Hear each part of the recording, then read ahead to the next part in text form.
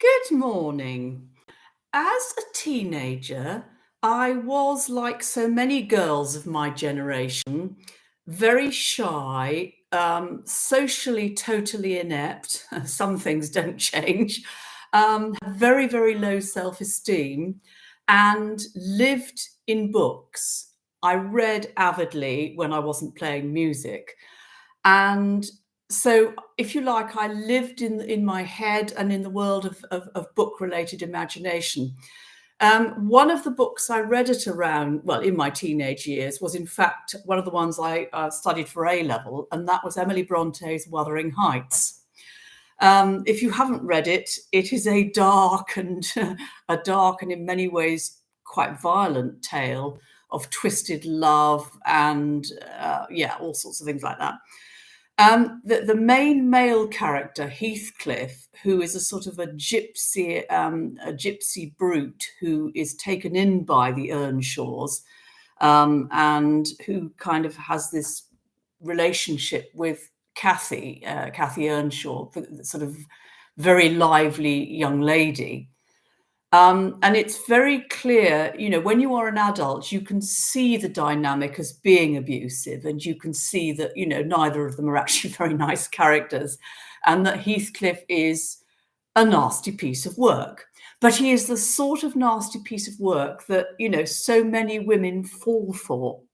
So even though Emily Bronte apparently never had a relationship, she was very astute like that, realizing, I think, or maybe not realizing, that there is a certain kind of man who is often quite cruel and dismissive and has the ladies fawning after him like so many dogs. Anyway, so that's enough about me and my psyche. Many years later, when I'd grown up, well, I'd grown up in years. I don't think I've ever really grown up emotionally. I wrote this book of short stories, and the first one, which is called Dear Heathcliff, is kind of capturing that, if you like, that disillusionment or that recognition that a character one idolizes as a hormonal teen who's never had a boyfriend is seen in dog shit, excuse my rude language, reality as a considerably older person. So here we go, Dear Heathcliff. And just for those who haven't read the book, what I'm doing is I'm setting the idea that a character who is never named, it doesn't really matter who it is, comes across Wuthering Heights, having read or known all the story. And so here we go. Dear Heathcliff. It was an almighty struggle across the withered wuthering of the moors, slanting winds shearing bushes into unnaturally stiff, lopsided hairstyles, grass grey-green as post-mortem bacterial attack, evil rills and sluggish streamlets hissing and frothing over the tender, bleached skulls of long-dead sheep. And the sky. By God, what a sight! Anger made manifest. That blackish purple-grey hematoma defied nature, seemed more the product of a gigantic boot aimed with terrifying accuracy at vulnerable flesh. And then you set the dogs on me, didn't you, bastard? Jesus, you were beautiful though, weren't you? As I knew you would be, exactly as I had dreamed you all those years ago, when your sex scent curled evilly out from between the pages of a maiden's book, the fertile fantasy of a lonely virgin. Bit of a one-trick horse, though, that's you. Did the same with Mr. Lockwood, as I recall. Did you enjoy greeting your unwelcome visitors in a flurry of hellish snarling, dripping blood and fear? Yes, I believe you probably do. Whelp of gypsies, Liverpool scum, nasty piece of work, certainly evil. But torment you as I will, as Cathy did so masterfully, There is no way into the rotting hide of your soul, is there? Oh, you will talk in your sardonic, scathing, deep tones, but you will not give way, will you? And why should you? You know damn well that you have cornered the market in anti-heroes, that you have lubricated the loins of many generations of well-brought-up young girls who imagined passion and tenderness and love, who would hurl themselves, as poor misguided Isabella did, upon your adamantine flesh and see loving strokes where only lustful thrusting truly existed.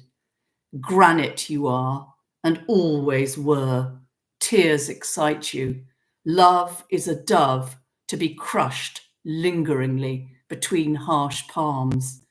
Powerlessness and pain turn you on. I can see that in your eyes.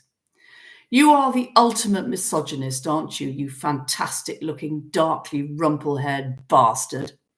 You idolized Cathy because she was hewn from the same stone, because she stood up to you and repaid pain for agonizing pain.